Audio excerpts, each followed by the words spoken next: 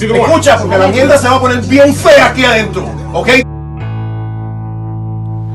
Hi friends, Joseph William Green, and today we're going to talk about the crisis. It's an absolute crisis in the Lawrence Police Department. In the September 22nd edition of RumboNews.com, I sent in a letter to the editor, and you can read that on page 4.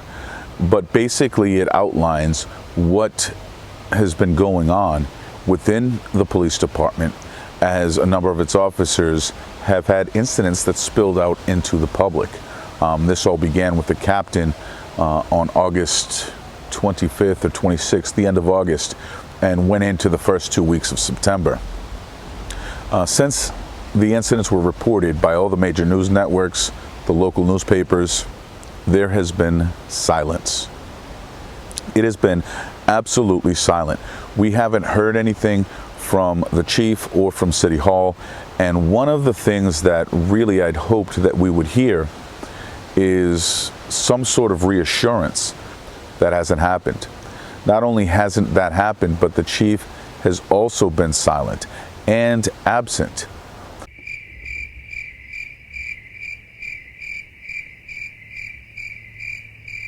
That's huge when you consider that the department truly is in crisis.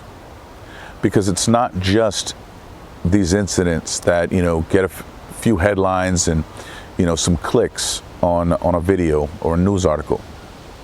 But there are other problems that often go unrecognized. And one of those problems is the fact that many officers are seeking to leave the department, and many have already left. Some have left the profession and just quit. Others have sought transfers.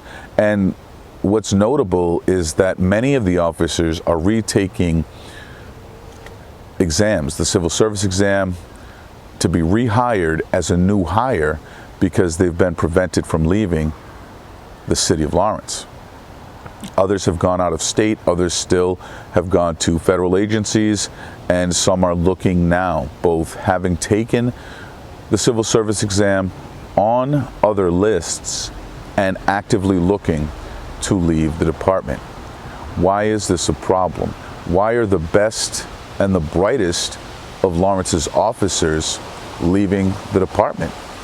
And what's really important to understand is that it is the brightest and best. The future of the Lawrence Police Department is leaving. The best and brightest, because federal agencies, state agencies, and other police departments aren't interested in the lowest scoring, poorest performing, lowest potential having officers when looking to hire from Lawrence, taken from the training and experience that is unique to this city. They're cherry picking our best. And the problem is that some might argue that it's money. But the real problem is these officers are dealing with what we don't know about. They're dealing with very low morale. When they're looking at a number of their superior officers, officers of rank, that are involved in an investigation into improper conduct, when they're watching their role models and the leadership in the department behave in such a way as to bring dishonor on the uniform, they have two choices.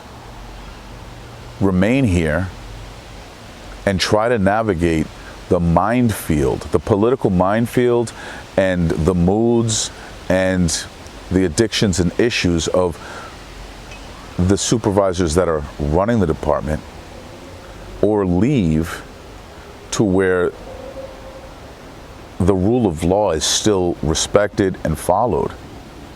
And they're looking for a fair opportunity to make their mark in the law enforcement community. That's not going to happen in Lawrence for many of them. At least that's what they believe. And many also believe that all of the things that you can read about in the September 22nd issue of Rumbo News on page 4, they just believe that those things are going to be swept under the rug. That's likely what's going on right now. We haven't heard anything from the chief, like I said, but I'll give you something that you can trust.